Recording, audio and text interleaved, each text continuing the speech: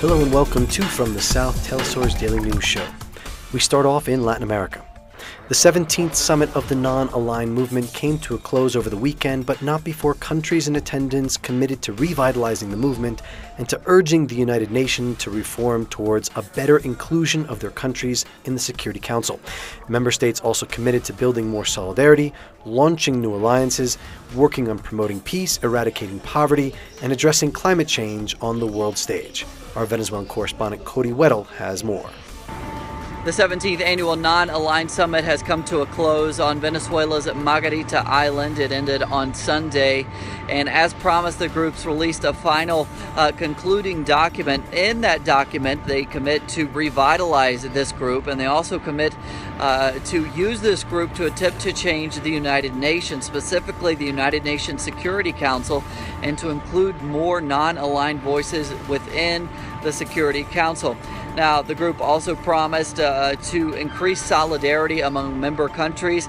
They also didn't rule out new alliances with other blocs, perhaps the BRICS countries.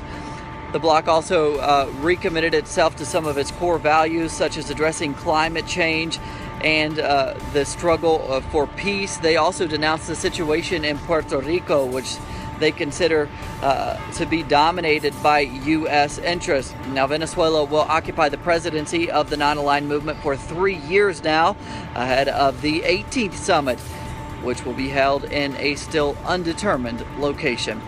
Cody Weddle, teleSur, Caracas, Venezuela. The winner of the 2016 Goldman Environmental Prize, Maxima Acuna, was injured Sunday after clashes with Yanacocha mine security guards.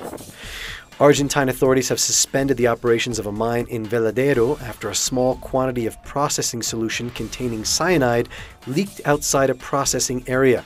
Toronto-based Barrick Gold Corporation operates within the mine.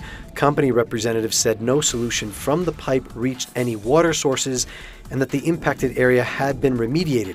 They added that the incident posed no threat to the health of workers, communities, or the environment.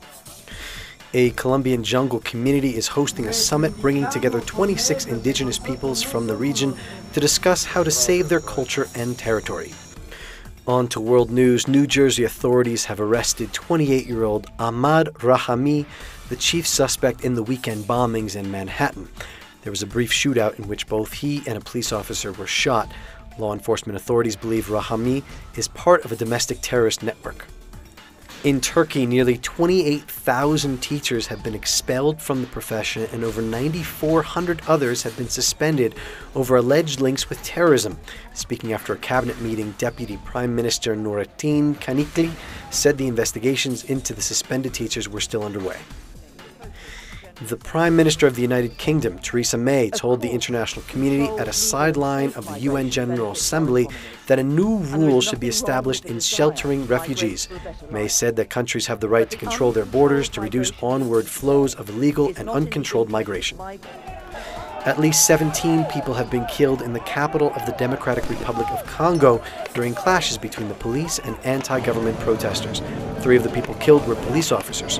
There have been mounting concern that President Joseph Kabila plans to delay an election and hold on to power. Universities have been given the go-ahead by South Africa's government to raise student fees by up to 8% for the 2017 academic year. This has prompted protests on several campuses across the country. Student groups secured a 0% fee increase after weeks of demonstrations last year. Students say the government hike is unacceptable.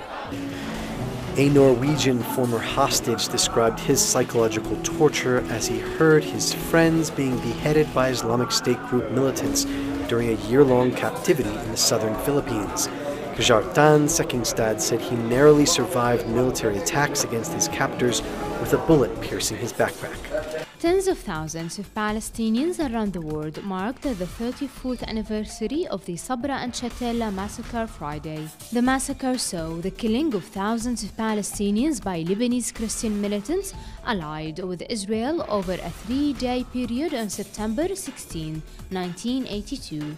It was one of the most dreadful massacres committed by Israel against Palestinian refugees in modern history. teleSur met with REHAB KANAAN, 63, a famous Palestinian poet who survived both the Sabra and Shatila massacre and the TELS'Ur refugee camp massacre 6 years before. In total, KANAAN lost 54 members of her family in the two massacres, including her son Maher. Amid tears, KANAAN said that the massacres are a deep wound not only for her but for the Palestinian people.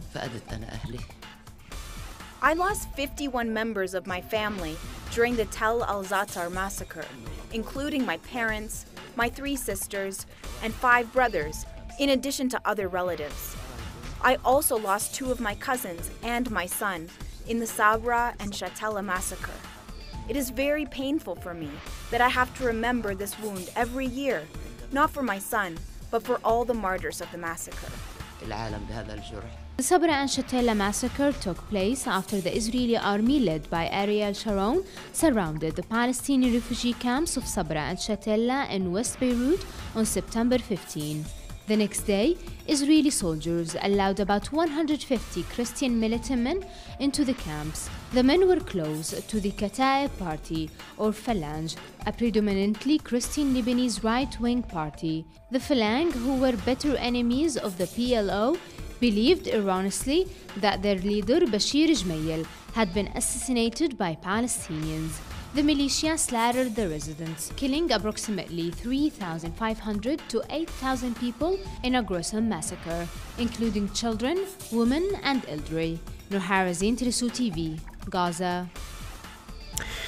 And finally, Rio de Janeiro said farewell to the 2016 Paralympics in a closing ceremony showcasing Brazil's passion for music and celebrating what many consider to have been a successful games. The famous Maracanã football stadium was packed, with the Paralympians themselves seated across the field as proceedings kicked off with fireworks.